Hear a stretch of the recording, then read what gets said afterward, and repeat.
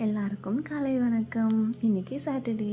பெருமாளுக்கு ஏற்ற மாதிரி ஒரு ரோஸ் வேறு பறிச்சிருந்ததா, அதை பறித்து சாமிக்கு வச்சாச்சு. எப்படா கூவுறதுன்னு சொல்லிட்டு ஒருத்தர் செவத்தில் நின்று கத்திட்டு இருந்தார்.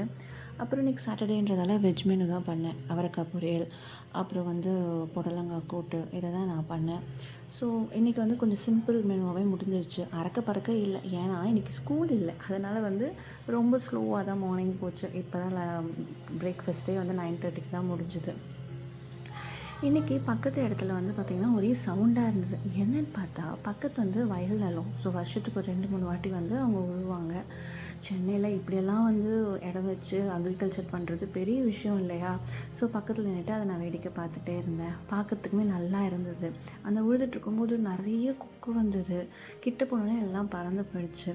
அந்த உழுவும்போது மண் வாசனை அவ்வளோ நல்லாயிருக்கும். எங்களுக்குமே வெயில் காலத்துலேயும் சரி, எல்லா டைமுமே எங்களுக்கு சில்லுன்னு காற்று வந்துக்கிட்டே இருக்கும் இந்த இடத்தால.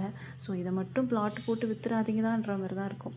ஓகே, சாட்டர்டே உங்கள் வீட்டில் என்ன ஸ்பெஷல்ன்ட்டு கமெண்ட்டில் சொல்லுங்கள். அப்படியே சப்ஸ்கிரைப் பண்ணிடுங்க. தேங்க்யூ, பாய்.